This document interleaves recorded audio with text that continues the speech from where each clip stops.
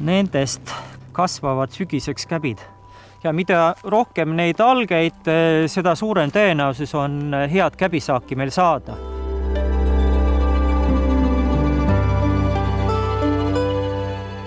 Mulle meeldibki see väljund, mida ma toodan, kas siis metsataime või siis seemlaskäbi ja sellest käbist seemet.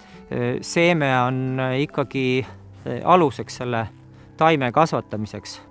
Et meie poolt on taimed ja siis läheb metsakasvatajatele edasi ning küll see taim seda süsinikku hakkab ka siduma.